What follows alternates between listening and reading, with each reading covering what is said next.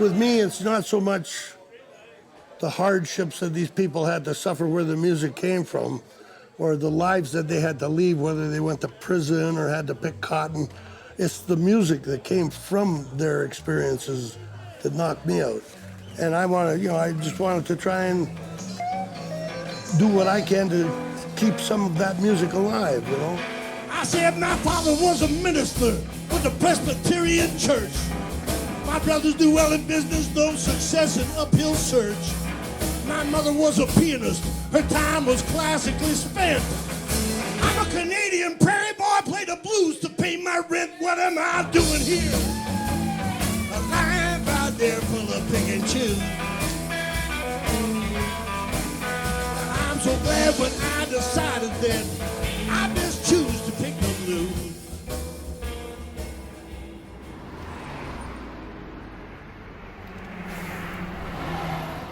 Well, I first met Dave actually through his sister-in-law, Kim, Dave's brother, Grant, and Dave picked me up and we went to a social where Dave proceeded to entertain me for the evening with his plethora of jokes. So the next day when, my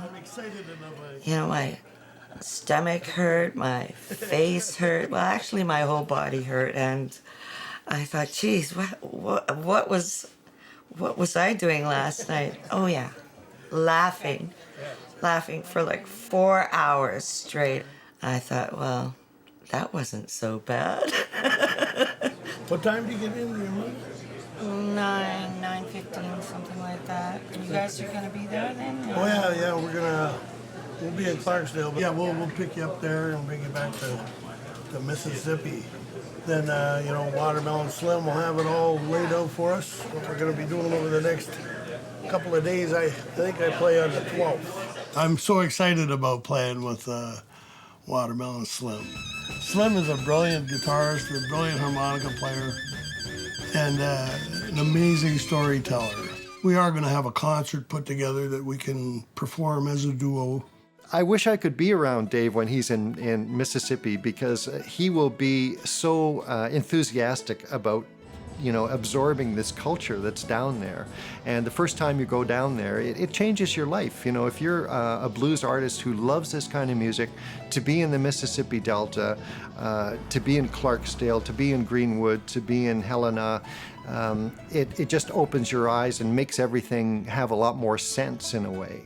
Dave has a lot of dreams, and I think there's many unfulfilled, and so this being a huge part of what Dave's life has been in the blues, and the opportunity to be there and to feel a part of it, the history of it was, it just made him happy. Oh, are you kidding? I just want to take a big, deep breath, and I want to smell the air that Muddy Waters smelled.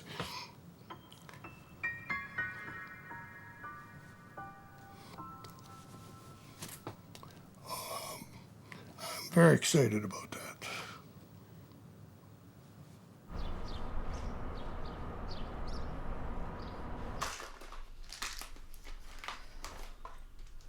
Dave didn't realize till we had met for breakfast on Sunday that you were leaving the next day. And it seemed to me that I recall that Monday was the date, but Dave kept insisting Tuesday. And so I just look at him, because comes a point you just don't argue anymore. It's just like, okay, you'll be surprised, and oh well.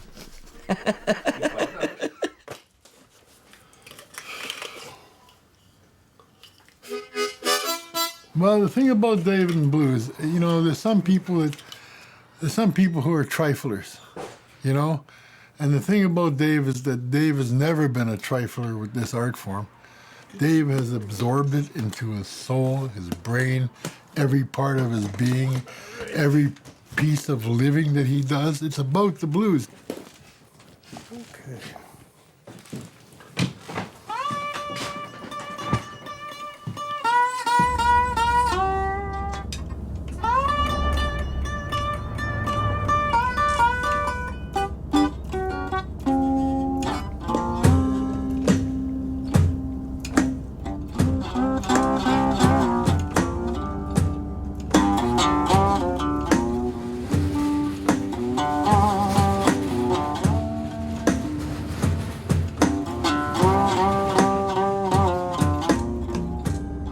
was born in Yorkton, Saskatchewan in '52, and then I think I lived there till I was about 4.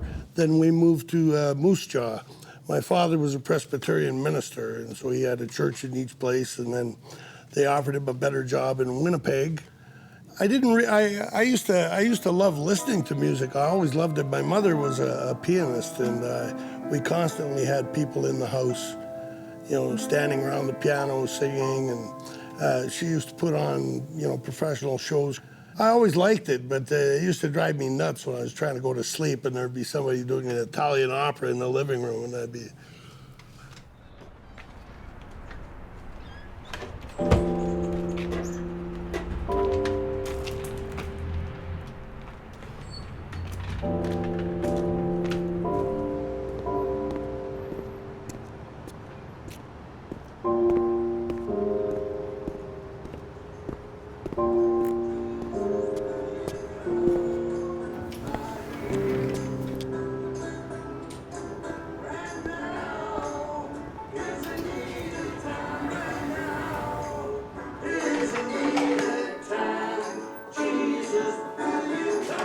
Hey, Ma!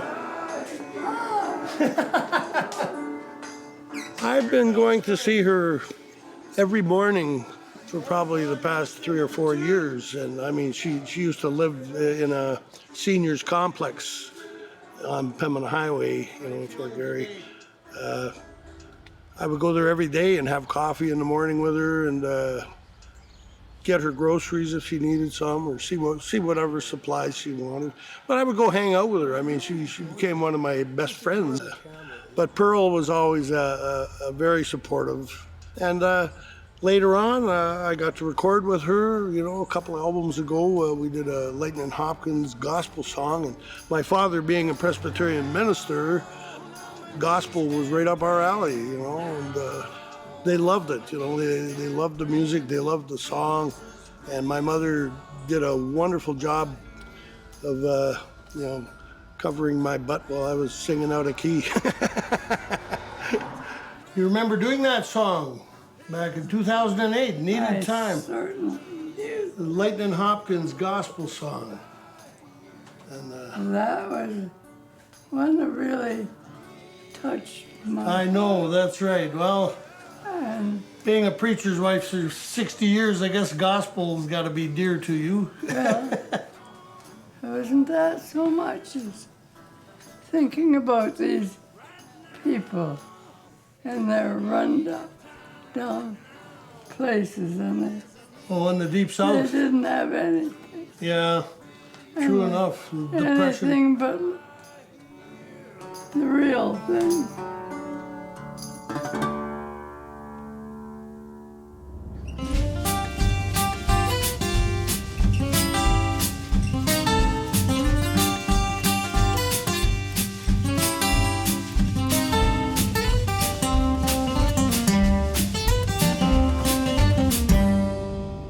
I am so excited about staying in Springfield, Missouri tonight, because I'm hoping we get to go see where Homer Simpson lives with Marge and the kids.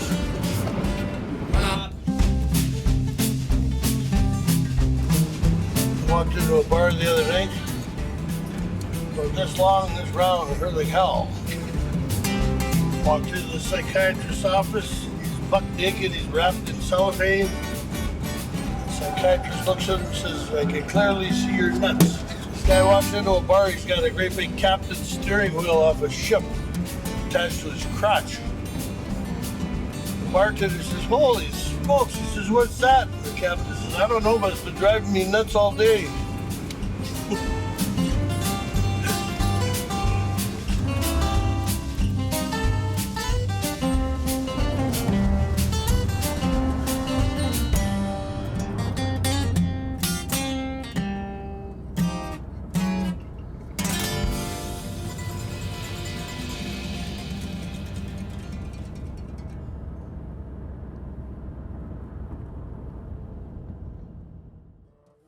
You know, only the devil can change my baby's mind.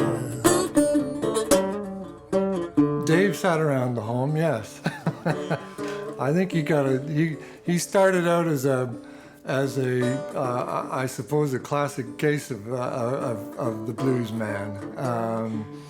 He was looking for something to do, I think. Yeah.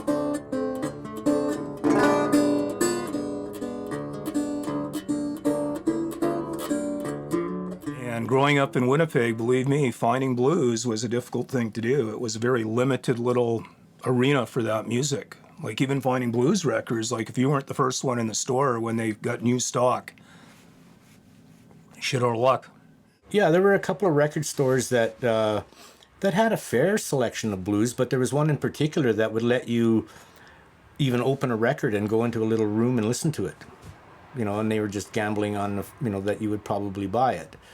And in my case, I usually did. There was only, 4 stores I think I'd go to, and Dave would go to the same one, so would Gordy. And after a while, I started seeing his collection, Gordy's collection, and seeing every album that I should have had, that this guy had, or Gordy had. And I thought, this is unfair.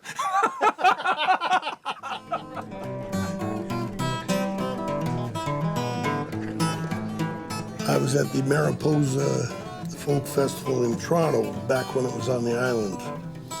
And I'd gone there with my brother, and I had like a $5 guitar, which I didn't really know how to play hardly anything on it at all. Well, nothing, to be exact. And I just thought it'd be cool to have this guitar. And I went there, and I was watching a John Hammond show, and I got up to go to the bathroom, and he started playing Preaching Blues on the slide guitar.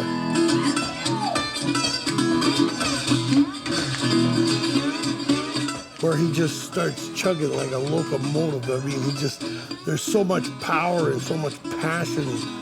And, you know, it knocked me out. I'd never heard anything like that in my life. And I just froze like a deer in the headlights. Come on, baby. I'm in the blues. It got me now.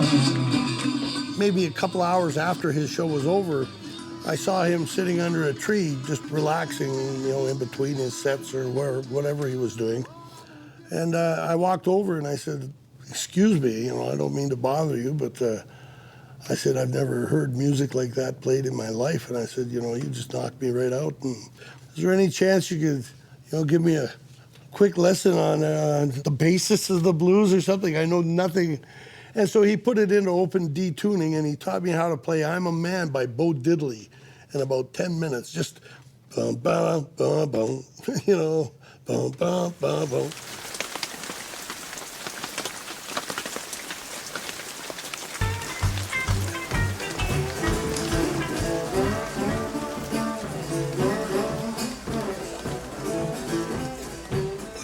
Mid-50s, there came the rock and roll scene, and Alan Freed put on these rock and roll shows in New York, and I was 13, and I used to go see Chuck Berry and Bo Diddley, and that just flipped me out. And buying their records, they recorded for the Chess label, and I saw other artists on the Chess label like Muddy Waters and Howling Wolf, and so I went and got their records too, and a whole new world opened up to me. Just like you found me, you can put me down.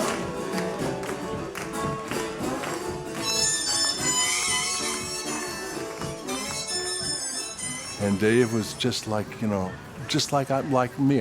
From that same, you know, loved the music so much, that's all he wanted to do, and we became friends right away. Yeah, gee, you're looking great, man. Well, I feel pretty good for an old guy. Johnny Shines is talking about Tampa Red having a big dog named Buster. After his wife had passed away, he started really getting into the bottle pretty hard.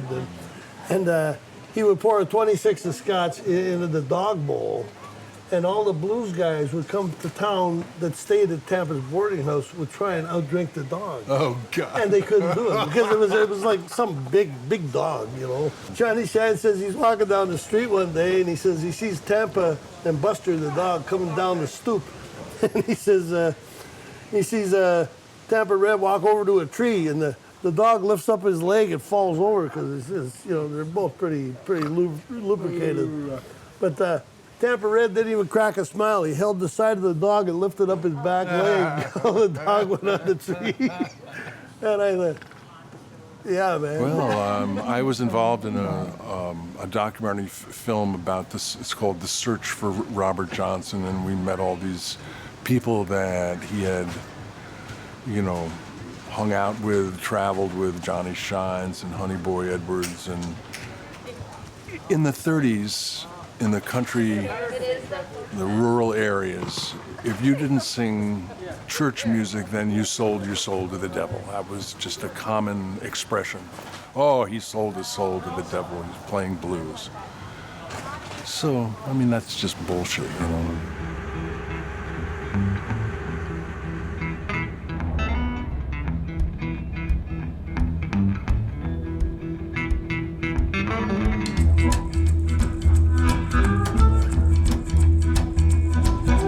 Hornby Island, where she used to play.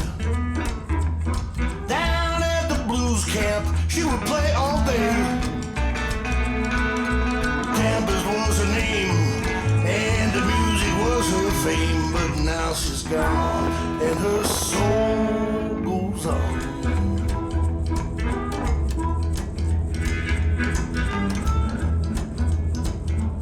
It's great. I can hardly wait to see Memphis, too. That's going to be wonderful. And then all Inapina and all the Mississippi towns. Hopefully, I want to see Friars Point if we get a chance. You know, it's Robert Johnson's beginnings were there, and Greenwood is where he was murdered. Maybe we'll get to see the infamous Crossroads. Although I don't think the Devil's driving a Terraplane anymore. He's probably got like a Dodge Viper or something.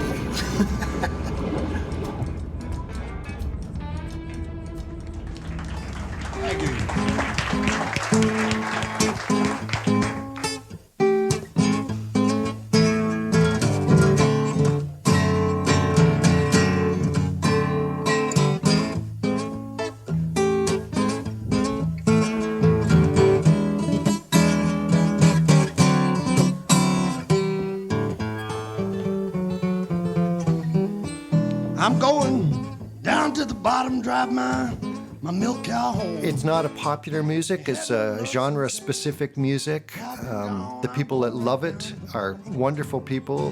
They support Dave, and they support people like Dave who are dedicated to the music and do it so well. The summer festivals are great. You know, you get a lot of opportunities if you're somebody like Big Dave McLean to play a lot of different festivals all over the country and outside of the country. And then the rest of the year is always a struggle.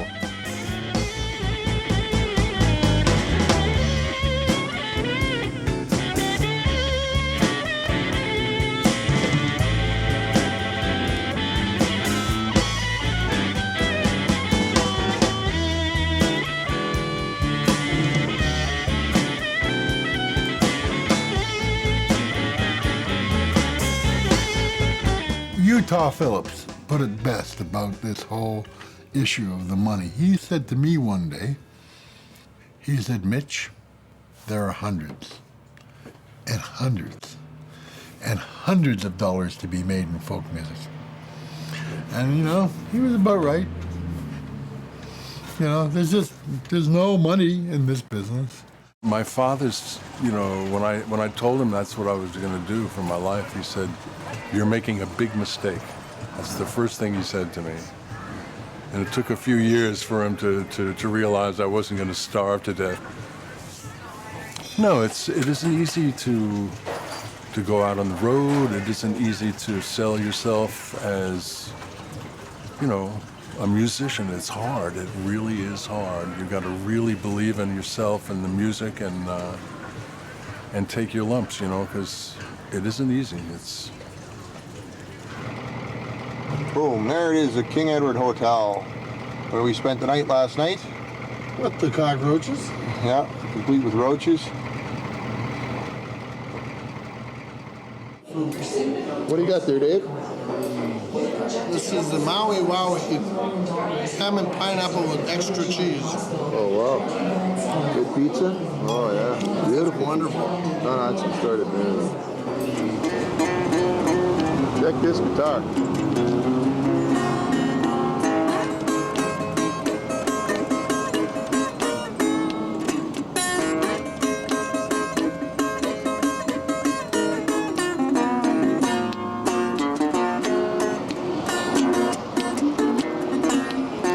Snowfield diesel. Here come the counter post. Joining my diesel beat. All right, good evening, everybody, and thanks for coming down this evening to the Times Change High and Lonesome Club. This is the Buddy Tones, myself, Big Dave. We're going to run through some country blues. We're going to start off with a few originals, then drift through some of the old standards that we have grown to love over the years.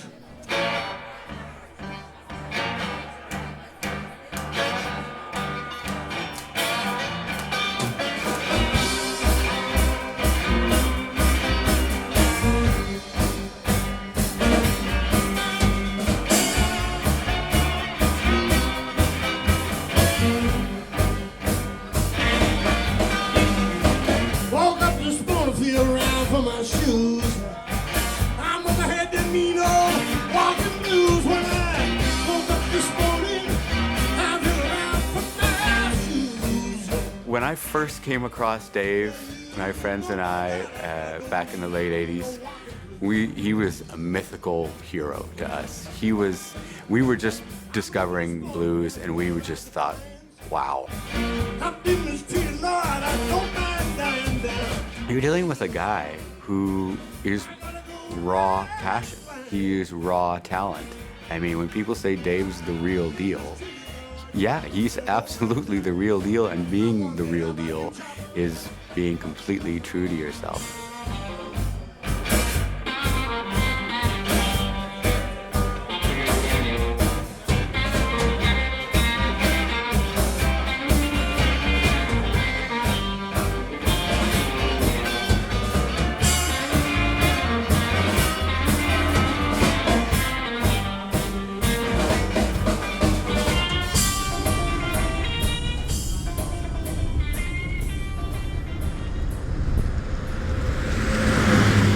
Forgy, Saskatchewan is absolutely, in my mind, it's just a little jewel, a little music community in the south of Saskatchewan. And anybody I talk to, they say, what's it called? It's Forgy. They say, how do you spell it? I said, forget. F-O-R-G-E-T, forget Saskatchewan. There's so many nice folks there that are involved in the music community. They have 5 or 6 different music teachers. There's only about 50 or so people that live in Forgy. Most of the people here share a philosophy, and it's not about the money. It's never been about the money. Exactly. And that's why we moved here. I mean, we've only been here for 3 years. We built this house, but we built it, for house concerts, and we built it for my studio. That's why there's the separate entrance for all my kids to come in and.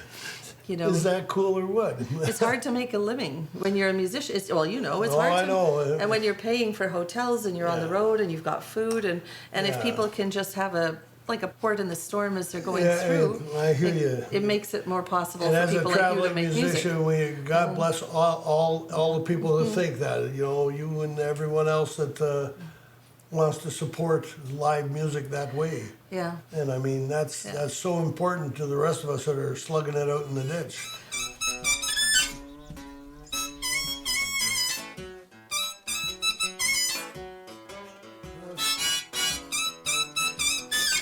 Ken Ham is one of Canada's finest blues artists. He's a brilliant slide guitarist.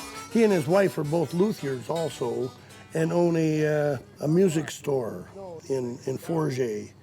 And it's a small little music store, and it has some of the most classic instruments because Ken knows, the quality.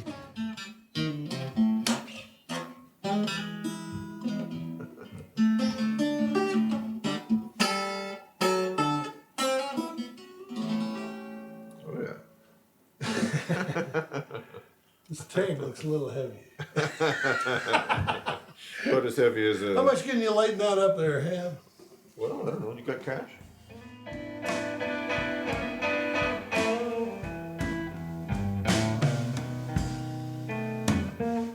Robert Johnson in his voice.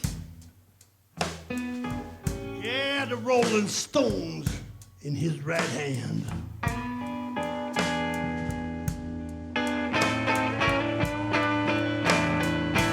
Well, Robert Johnson in his voice. They also had us, each one of us would go to one of the local towns.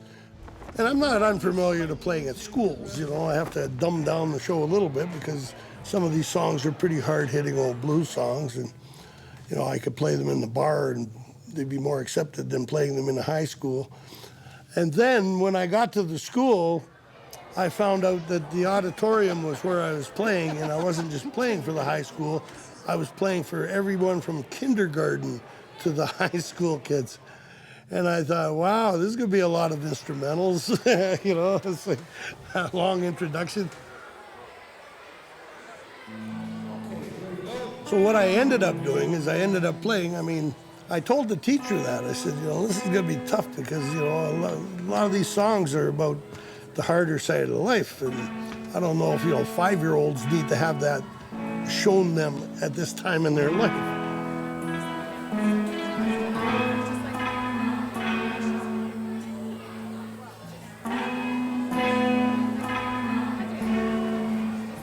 I had a ball playing for them, even if I did have to dumb it up a bit, you know, just because I felt better doing that.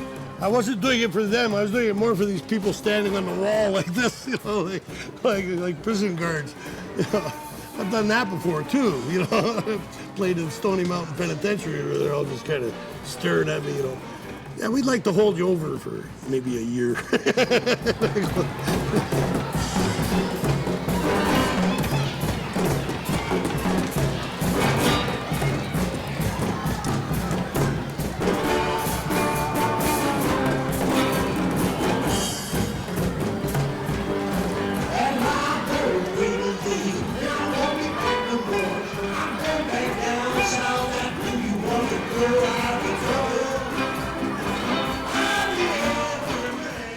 You know, it's like, you know, people get involved in music or sports, and they get totally involved. And Dave, when he was a kid, when I first met him and I was a kid, the one thing I knew about Dave is that it was for real, that there was no bullshit. This was a real guy who loved this music, and so I just try to work with him every chance I got.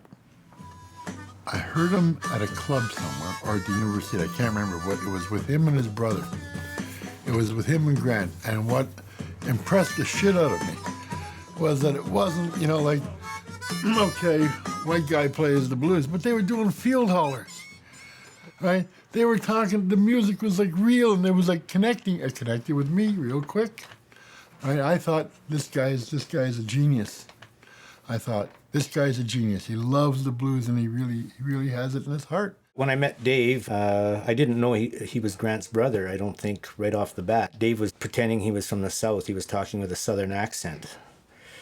And I can't remember where he said he was from. I've heard Louisiana or Mississippi, but it doesn't really matter because he wasn't from any of those places. I had a 12-string, which was almost loud enough to compete with his National Steel guitar. And we worked out a kind of a blues that based on Robert Johnson and Elmore James stuff that had a lot of power. In fact, we blew the sound system at the Calgary, what was that, Calgary Folk Festival in 1977, I think it was.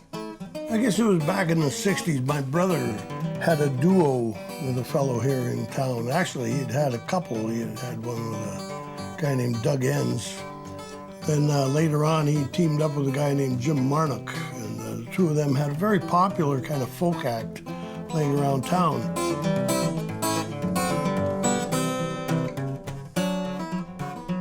And I was a big fan of theirs, you know. I'd always been a fan of my brother's guitar playing. He was a crazy good guitar player.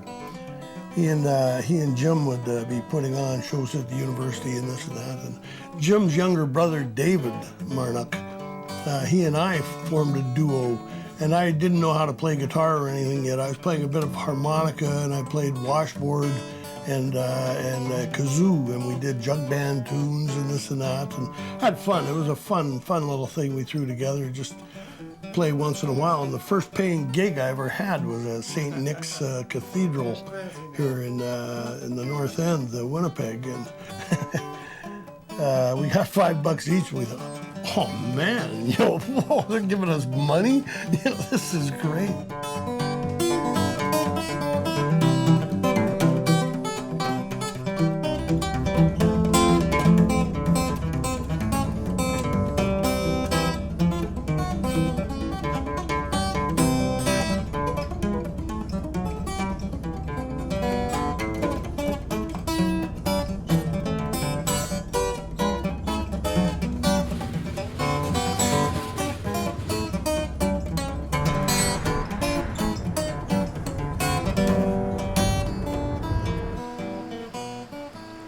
The first record we did with Dave was in 1999, and it was produced by Colin James. You know how much Colin respects Dave and credits Dave for opening the door and being part of, you know, his love of blues. Really, Dave was the guy that kind of took him under his wing in many ways, invited him on the stage at jam sessions when Colin was a young teenager, and really encouraged Colin James. Oh, God, yeah. I was about 8 when we met, right? I think you were 9, yeah. 8 or 9, yeah. Yeah, because I remember the first time I asked you to... So back in 1999, Colin wanted to open his own studio in his own place, and he came to me and he said, I'm going to have my own studio. I want to kind of test it out, kick the tires, and do a project. And he said, I can't think of anybody more worthwhile than my friend, Big Dave McLean. Would you be interested in releasing this if I put it together and produced it and got all my musicians and everybody involved? And I said, absolutely. That'd be a great project. Colin James, top notch.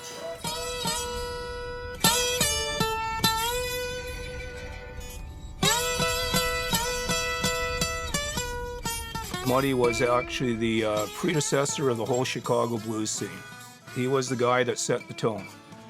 His band was the band that everybody wanted to be in, the band that everyone wanted to hear at the time. They were called the Head Cutters. That's how good they were. They used to walk into bars just to embarrass the other bands that were up on stage.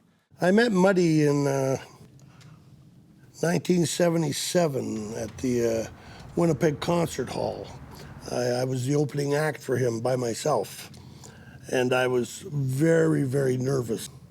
He called for me after I had performed my show, and he had written out a note to pass on to me that said, Dear Dave, thank you for the fine warm-up set and for playing the blues. Yours truly, Muddy Waters. It's one of my most prized possessions, Yeah, that meant the world to me. And then I had the opportunity to play with Muddy again in 1980 at the Saskatoon Auditorium. And the day that I was driving from Winnipeg to Saskatoon to open for Muddy, I wrote the song Muddy Waters for President. And I don't know where I got the nuts to pull it out and perform it at this concert hall.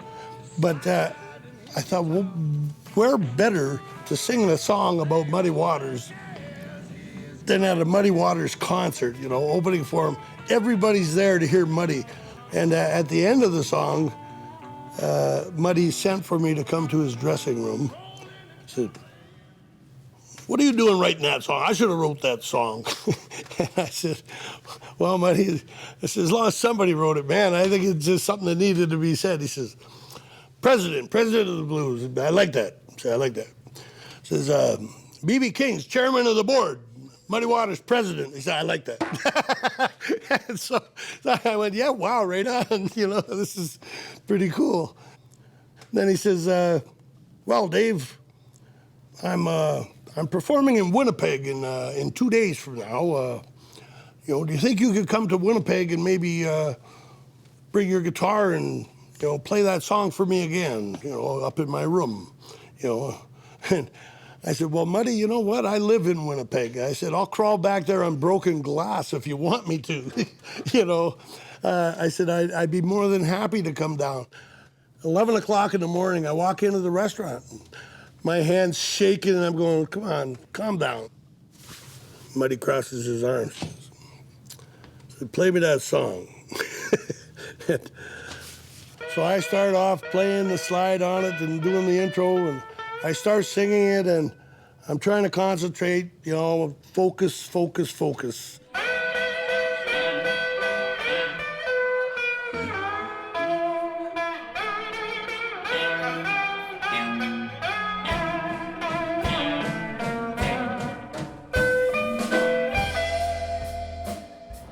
After about 6 minutes, Muddy walks over to the window. He's standing there, he's looking out the window. And, he's still listening to me play, and he goes, Dave, come here, stop, come here. So I take my guitar off and I set it down. I walk over to the window and standing beside Muddy, we're looking out the window at the parking lot across the street from the hotel. These young guys are absolutely beating the crap out of each other. And one guy would take the guy's head and slam it into the front of a truck, and the guy falls on the ground. He scoops the other guy's feet out from under him, and he elbows him in the throat. The guy starts hemorrhaging. I mean, they're seriously trying to kill each other. And Muddy all of a sudden starts bobbing up and down. Man, says, Dave, says, your guy's losing. I said, what? My guy? Next thing you know, the two of us, I'm going, come on, left hook, man, hook him, you know. Here I am with the father of electric blues rooting on a street fight out the window of the hotel.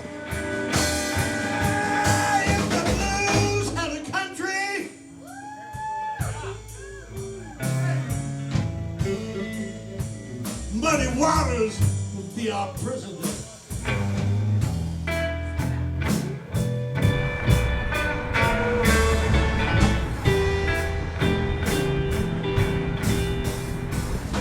Yeah, we're pulling into Memphis, Tennessee. I'm driving the car and stay in the right lane. We're lost. And our GPS Gertie is sending us in circles. So, hey everybody, on our way. Yeah, this is the highway Muddy took from Clarksdale to Memphis and Memphis to Chicago, and that's where he set up camp.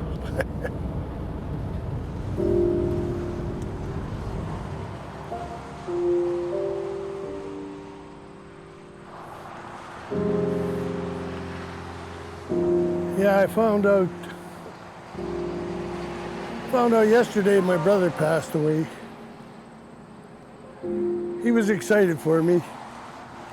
I was going to Mississippi and I made a grant.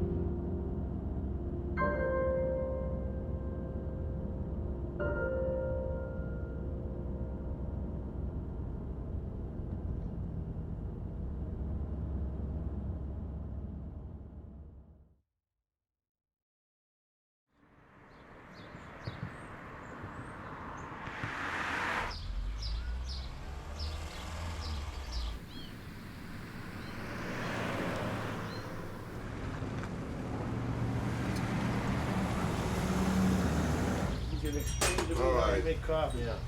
What we do is grind the coffee. You always grind your coffee. You don't buy that darn stuff that's already ground because the alkaloids will stay, but the esters are gone within hours of when you grind that coffee.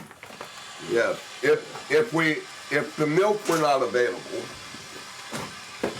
then what I would be using, what I have already this morning, is Denali Extreme Maximum Fudge Mousse Tracks. And this is the chocolatiest freaking chocolate ice cream you ever saw. You check this stuff out.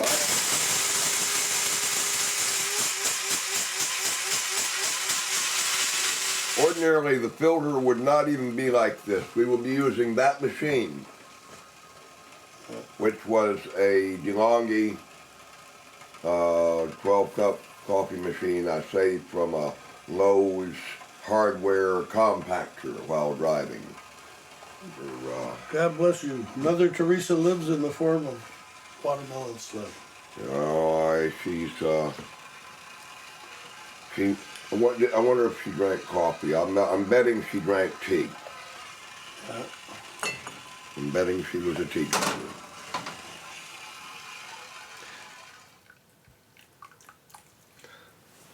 Perfectly timed. It's going to come out to 4 perfect cups of coffee. The master. It is practically Zen. You are your coffee. And they're off.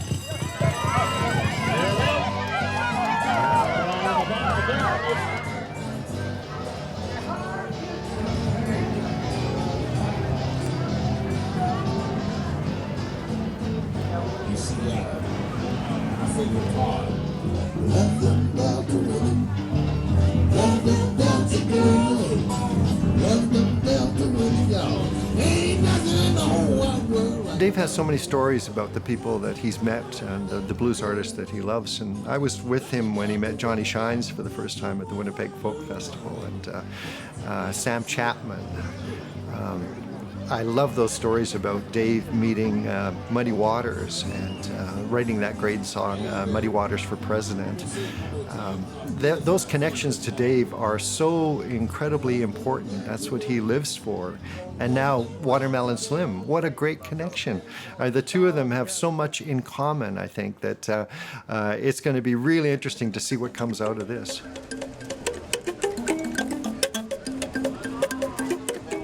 I first heard the blues in 1954. I tell people, well, yeah, I was partially raised in the South by black women, and that's part of the reason that I came to have the blues. My mother and her second husband did allow me to listen to a lot of stuff. I heard everything from big band swing music to doo-wop and real old R&B, to the Ukrainian National Choir, to Swan Lake. I heard it all.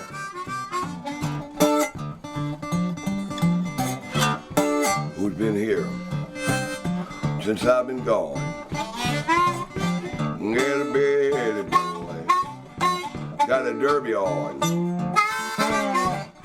How do I know? He left his hat right there on my bureau, where my hat ought to be. 6 and 7/8. For me, I think it was the British invasion bands that opened the door to the blues.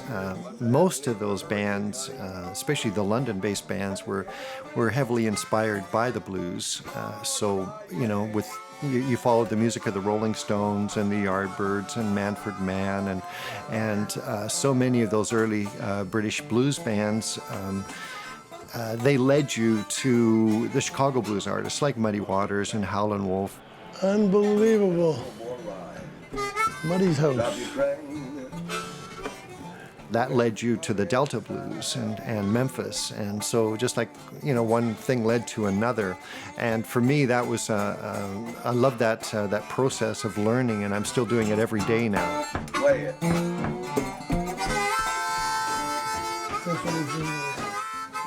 Wow. Coolest stuff ever.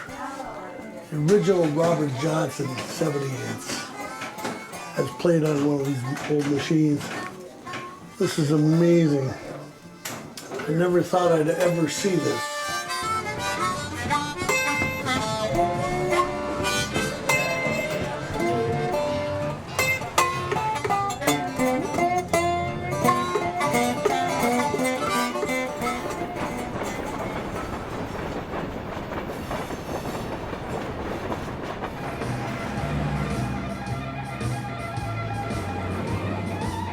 Blues is regional music. It's endlessly fascinating. The characters involved are endlessly fascinating. And the music that came out of each of those regions is distinctive.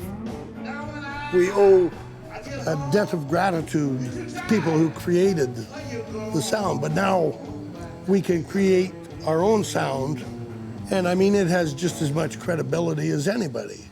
These are the folks that started it, and we go, absolutely, you know, kudos to that. But I mean, there is a history of all these other people that have done things, you know. I mean, I've been playing blues in Canada for 40 years. Okay, well, that's my little contribution, you know. Like, blues is something you have to really feel it, you know. It's like, it's easy to go and paint by the numbers and learn a bunch of licks and say, oh, look what I learned. I can do this Stevie Ray Vaughan thing. And I'm going, well, yeah, but you know the biggest difference is Stevie Ray Vaughan played with passion and soul and heart. That is the main thing. You got to have the heart first.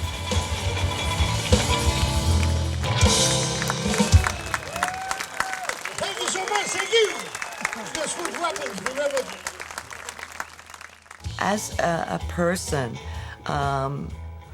he is who he is, regardless of where he is or who he's with. I would say, for the most part, that's how I know Dave to be. He really feels, I think, a debt of gratitude at times to his fans, and goes out of his way to be approachable and accessible and friendly. For me, there's some boundaries that kind of get blurred in all of that for me. But that, again, speaks to who Dave is.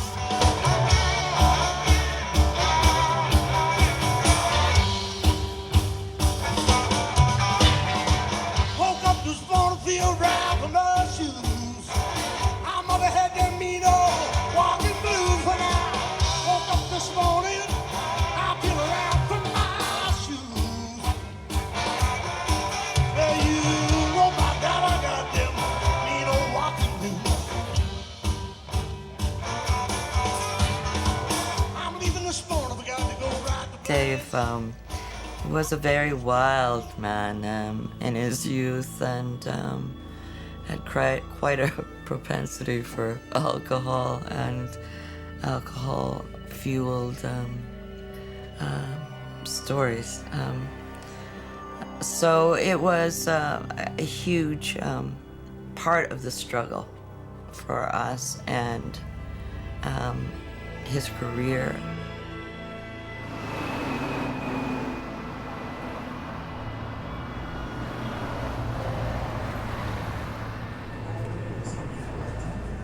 That's a shot from the bad old days. And that old guitar that he's got there, that National, it goes with him down there every place he goes. Got more dents on it and more sweat, blood, and tears on it than any other guitar that he owns.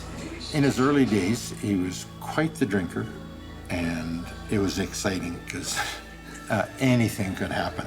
The energy level was incredible. He was really going for the gold. He could be lying on the stage, basically looking like he was unable to move and needed ambulance attendance. And when it came for the start of the set, he was up and he would do it, and do it in a big way. I know there's lots of great, crazy stories of Dave's adventures under the influence of alcohol. But yeah, that stretch here in, I guess, the early mid-90s, that was not a glorious time. It was pretty dark. And I think we were all really concerned for him. I mean, I know we all were. We marveled at some of the things that he was able to do and remain standing. Two brothers up in Stony Mountain, and I don't know what to do. Our black man is falling. Ooh, gee, how I hate to be alone. Dave basically got kicked out of his house by his wife, and during that time period, he was dark. He would play slow blues tunes, and the most achy, his pain was coming across. It was unbelievable. And it was amazing to see how far into that he could go and why he really needed to be completely sober. Well, I don't know. I gave up smoking cigarettes 20 years ago, I bet. And drinking probably the same, 15, 20. I don't know how long it's been, because, I mean, I quit. And I don't keep track, because I quit. I quit for good. So why bother keeping track? When you look at it that way, it's like, yeah, you almost, well, that's been long. I could probably handle it now, you know. It's like, but no, it's like, I know that, no, I don't think I would. I think I'd probably just go back into full gear, and that's not going to happen, you know. Wonder I got an extra.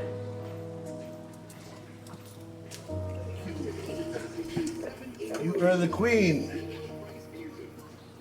of kindness. Thanks.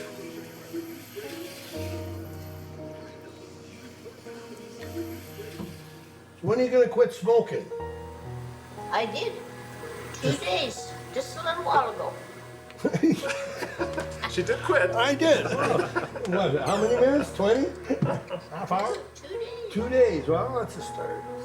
Good for you. No, it isn't a start. Get I'm that not in your going to head. stop. So that's it. Yes, you should stop. At my age, all the damage is done. I get up to a tent every day. So on a good day when it's sunny, how far do you walk? 25 blocks. 25 blocks. Yeah. 2.5 one way for coffee, 2.5 back to my place. Then afternoon coffee, 10 blocks there and 10 blocks back. So you add them up and that comes out to 25 blocks a day. I made a fresh pot just for you, so. Just for you. You better eat. Don't insult the cook. What a guy. Biggest influence on me in blues music is Big Dave McClain, and that's no shit. He is my friend. Yeah. And not only me, some of the rock stars, the young kids in town too, like Jordan Cook, monster guitar player. He may even be in town, and if Dave's in town, you might even see the kid here. So I would say the first memory that I remember from back then was I got this slide from Dave, and this was actually the first guitar I'd ever seen him play, and I'm very thankful to have this now. And I would say the first thing he taught me was something like this, where there was almost percussion happening at the same time as playing, which to me is still something I use, I would say, daily.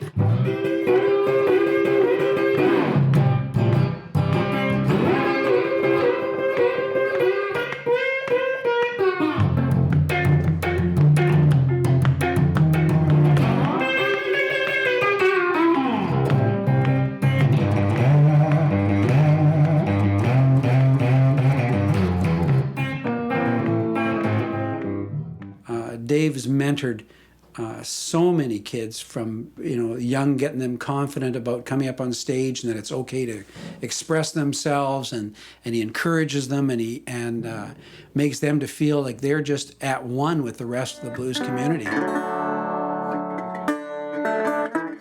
Anyway, we'll work on that next Yeah, one. that's definitely. Yeah. But get that first part down. You don't even have to go to this. You go ba da da da da da da ba da da. So ba da boom boom.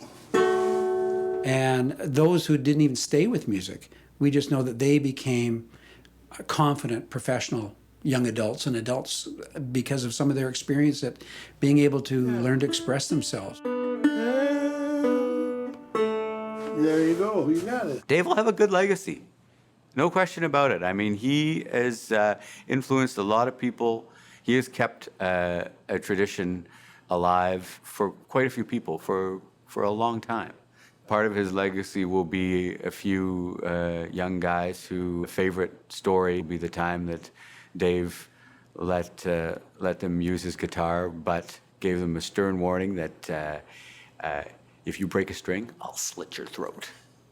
And actually, the real phrase was, you break a string, I'll slit your fucking throat. You can use that if you want. 1750. Won't miss this for the world, man. I'll tell you every time you're here. Hey. That's what I want to see, man. Oh, thanks, Jay. I love you with all my heart. Nobody more deserving than you of what's going on here.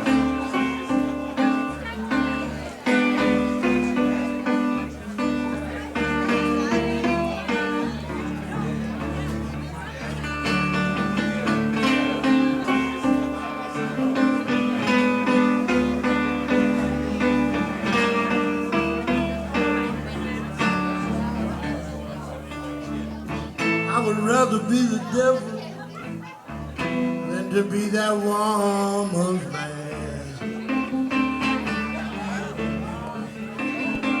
I said I would rather be the devil than to be that woman's man.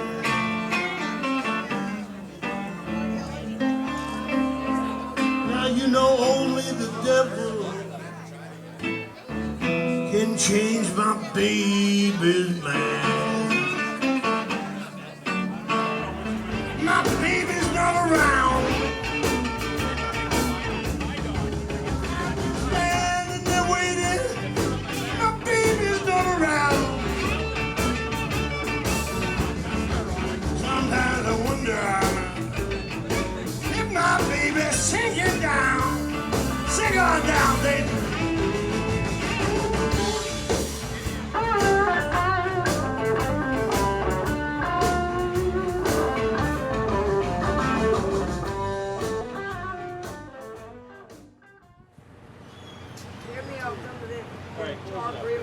That's awesome.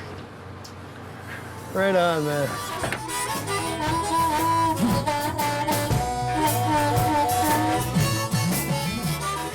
How long have you been playing blues in out of Clarksville? I came here on the radio, WROX. We had a radio show, which the radio station is still here today. Right.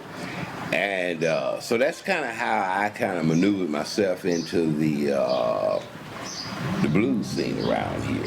Did you grow up with the whole history of Robert Johnson and Muddy Waters and Well, Wolf see, and Sonny Boy and all the I old grew up guard? Yeah, I grew up listening to their music. Sure. There was an old guy named Ned Bowles that used to buy whiskey from my daddy. He knew Robert Johnson. He played with him and stuff. And I mean, his style of playing was just like Robert Johnson. I was going to ask you about Robert Johnson is buried in Greenwood, Mississippi, the old Zion, or Little Zion Church. I think so. There are several different places that he's supposed to be buried at. You know, nothing was like today. You know, they had to hurry up and get you in the ground. Yeah. Okay. Black folks back then, you know, didn't have hearses and stuff, so more than likely he was taken to the cemetery in a wagon. Right. Okay. And so they had to get him to the closest one. Yeah. I remember talking to Honey Boy Edwards about that because he was there that night. That's right. And he was saying that. He said that there were everybody walked to the gigs because there was no cars around. That's right. No. And a lot of the black folk back then couldn't afford a doctor. It's a thrill to be here and meet a lot of the folks like yourself that you know, are keeping it totally real and totally putting it out to the world, you know, because you get the whole world dropping by here, I'm sure. That's true. That's absolutely true.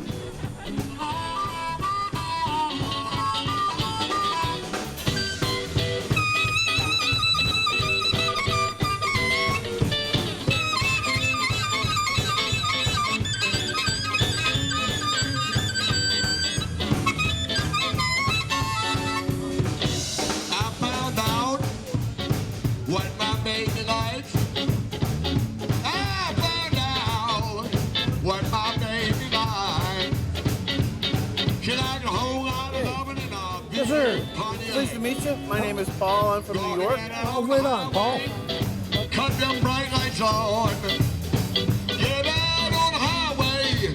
Cut them bright lights on. It was the first time we went to Chicago, and we went to the Checkerboard Lounge, which was a club that, Muddy had played at for years, and that I know it, walking into that club for the first time was a very emotional moment for Dave. And the Checkerboard Lounge had that stink that every blues fan wants to be in. Like, it just had a smell, an essence. There was something about being in there that just brought you closer to the people that you read about. You know, the musicians that you sat down and put on headphones and just got lost in that blues nirvana. And that's what the Checkerboard Lounge was. And it wasn't just for myself. I could see it in Dave's face. I could see it in Patty's face. We were just ecstatic. It was like the perfect place, the perfect night, and the perfect time. I have no doubt that the moment he was in Clarksville, he would have the same kind of response. It would be very emotional for him, and containing all that for Dave would be a challenge, because he wouldn't want to get all mushy.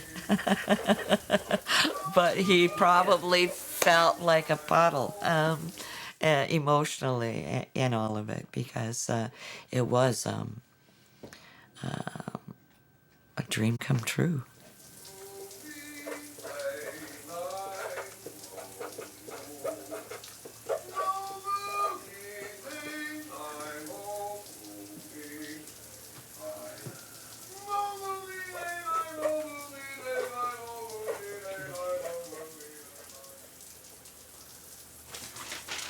That ought to do it.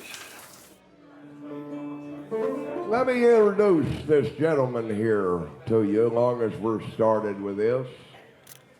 I've known Big Dave for about 7 or 8 years, from nearly the first time I ever come to Canada. Now, Canada is a place that knows how to run a festival in any temperature. It doesn't matter how cold it is. Dave McLean has toured for decades around the great nation of Canada, and this is his first trip to Mississippi. He's always wanted to come here for many, many years. He's wanted to come here. Dave has played with Muddy Waters and many other of the great blues artists of the last century, some of whom survived to this century too. But I want to introduce to you multi-Juno and Maple Award-winning bluesman from Winnipeg, Canada, Big Dave McLean. Thanks, Slim. It's an honor and a privilege to be down here in Clarksdale at the Juke Joint Festival. This is top of my bucket list. I had the pleasure of playing with some of the Delta greats and some of the Chicago greats, and I want to play some of the tunes that have been dear to me ever since I got hooked on this beautiful music. I'm going to start off with one of my all-time favorites. This is by Muddy Waters. It's called Feel Like Going Home.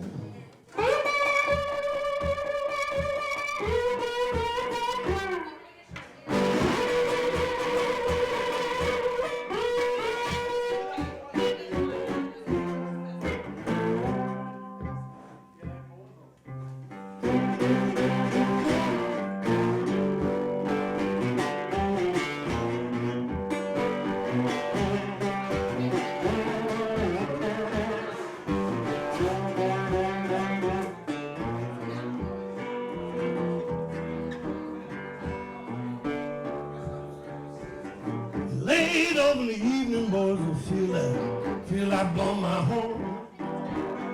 When I woke up this morning, all I had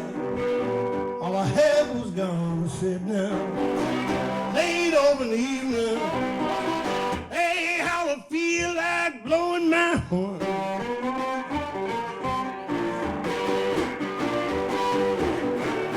I woke up this morning too. All I had was gone.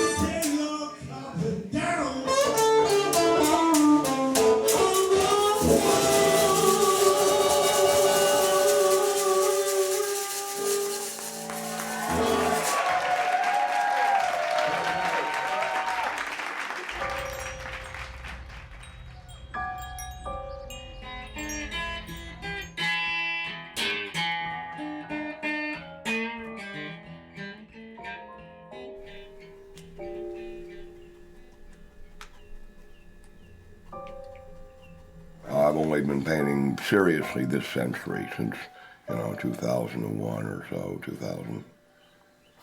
I'm not a great artist, but I've learned a few things. I'm a generalist. My degree, both my degrees are degrees of generalists, especially the master's degree. As my thesis advisor said, Bill, you're not really an academic. And we all cracked up about that, but he's correct. I'm not an academic. I would never have the patience or desire to research that would make me a PhD. I just couldn't see myself doing that. I've been quite the enabler for Dave, in that I just admire and appreciate and respect his passion, and I believe in him as an artist and a portrayer of the blues. It's been responsible for a lot of struggles for us in our lives, for that very reason, financially. It's a tough way to make a living, and it's a tough way to raise a family. Sometimes it's like, you want your kids to have something and you can't afford to give it to them. You want them to be able to vacation somewhere, but you can't afford to take them on a vacation. And it's like, those are the times when you really feel small and just, like you're just not pulling the weight that you should be.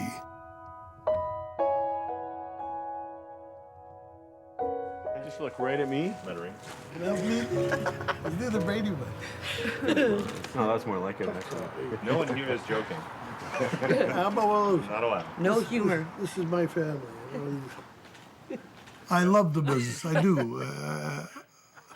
I love performing for people. I love it when they appreciate what I have to offer them, or I love meeting the other people that are in the business that have the same appreciation and love for the music that I love so much, It's been a good life. It's been a hard life, but it's been a good life.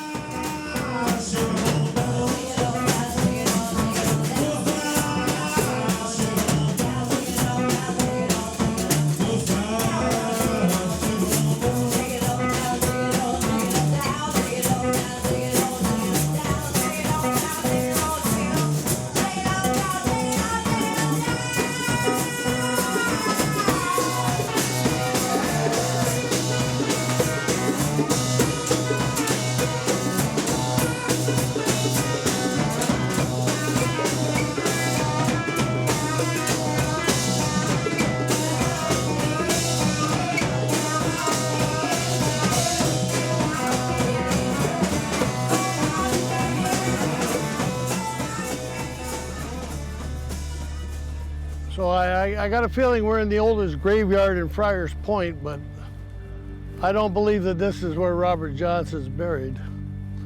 Although it doesn't really matter. I mean, this is his stomping grounds right here.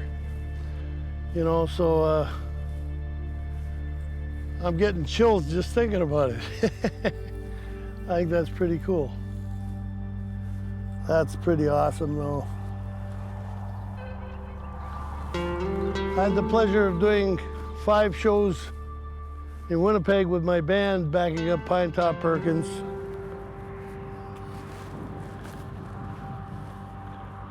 Yeah, it was a pleasure playing with Pine Top. He was one of the best, and it was an honor for us Winnipeg boys to have the opportunity to play with such a living legend.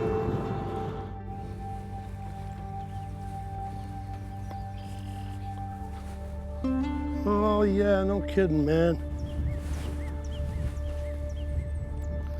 Well, that says it right there, man. You may be high, you may be low. You may be rich, child, you may be poor. But when the Lord gets ready, you gotta move.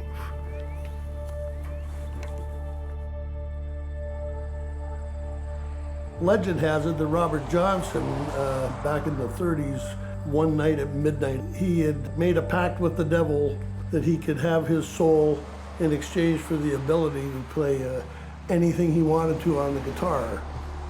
Slim and I were both told by some of the older folks that there was a graveyard maybe 100 yards down 61 from the crossroads, and if indeed there was a place to sell your soul to the devil, this would probably be where that transaction would happen. 1873. Some of these may actually be older. Everybody will tell you about the crossroads. There's 3 or 4 different places they'll point you to, including that place with the guitars downtown. That, as Deke would say, is the Hollywood Crossroads. Where 61 and 49 met at that point, because that was a farmer's road. 61 was the north-south highway, but 49 was not as big as what it is now. And so somewhere right around here, if there was a deal made, it was probably made. And looking at what we have here, if there was a deal made in a graveyard, this is the place it was made.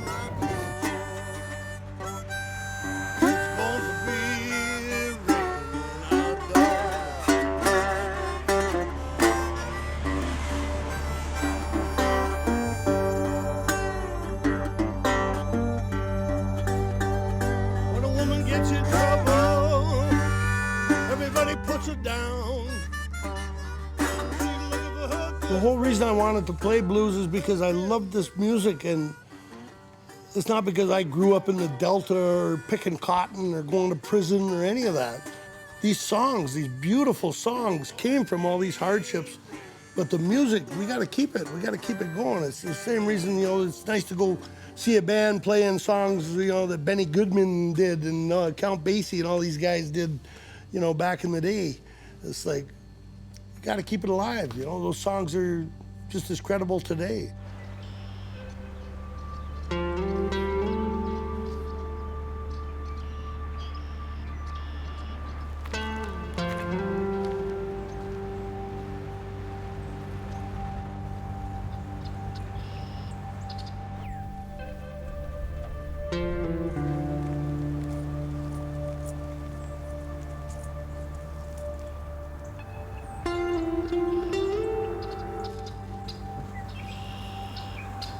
This is a big moment for me. I've been studying Robert Johnson's music for a long time and been such a fan. Always wanted to come and pay my respects. I'm so happy to be here. It's incredible. Blues had a royalty. We're at the grave of the king.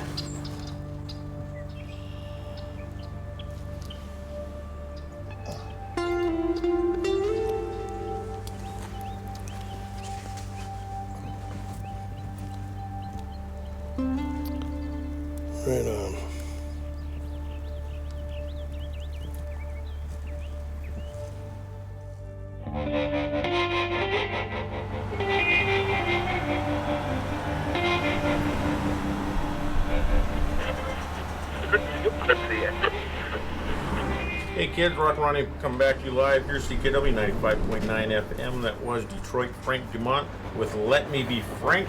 I'm sitting here now with Big Dave McLean, who has just come back from travels in Mississippi and just wondering how the trail was and how things were down there.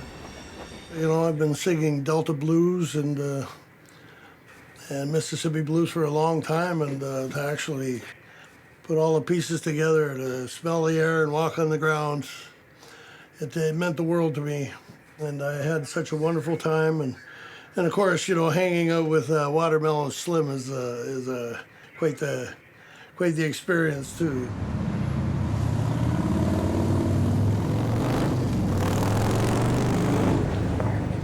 Oh yeah. There he is. Hey, there he is. How are you? How you doing? Not bad. How was the trip? Awesome. Yeah? Awesome trip. Oh, yeah, good. great. Famous world traveler. Yeah. Good to see you, man. Thank you. Dave McLean should be shown in Carnegie Hall. Dave McLean is so good at what he does. You know, it's ridiculous. And people outside of a small circle don't have a clue who he is. Well, I have a clue who he is. And people in this room have a clue who he is. So that's pretty good. It was written in 1927 by Barbecue Bob and his half-brother Charlie Lincoln. It's called the Atlanta Moon.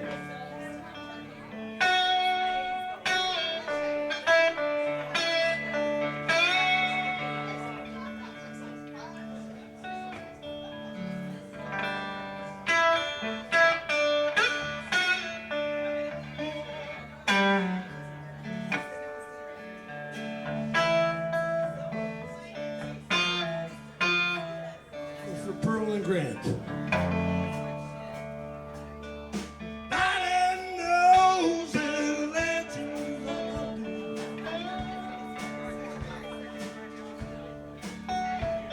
Nobody knows Atlanta like I do.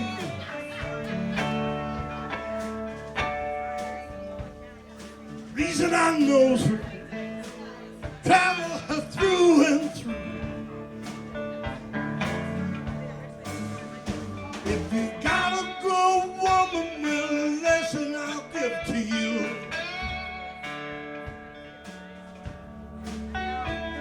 If you got a good woman, well, a lesson I'll give to you.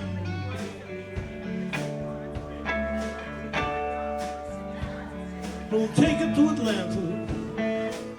Man, take away from. You're taking my woman and you cut me to the bone. Cut me bad, it cut me deep. You're taking my woman and you cut me to the bone. That's the reason why every crying moan, I chop a crying moan, man.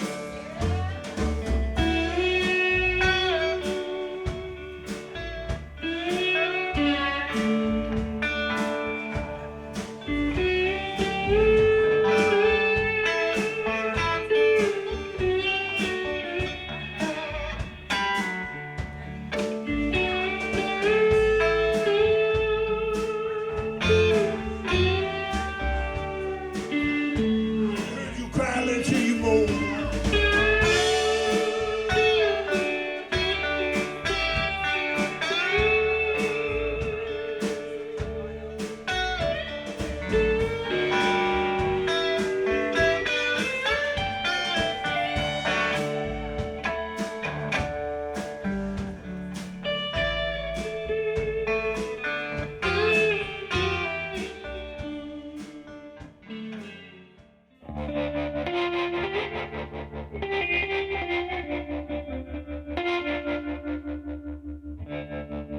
Oh, Mr. Charlie, oh, Mr. Charlie, oh.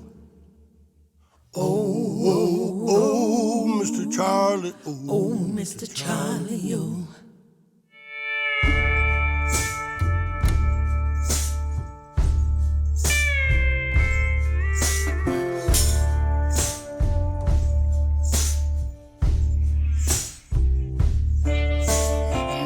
My Mr. Charlie, yo. Bury my body 6 feet down. Oh, Mr. Charlie, yo. Bury my body 6 feet down, but my spirit won't bury down in the ground. You're never gonna stop it from coming around. Oh, Mr. Charlie, yo. Oh, Mr. Charlie. Oh, Mr. Charlie, yo.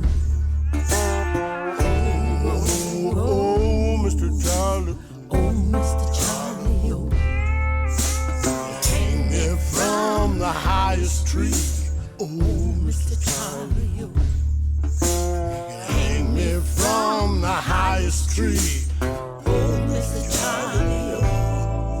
You can hang me from the highest tree. You can cast my body in the deep blue sea, but you're never gonna take my spirit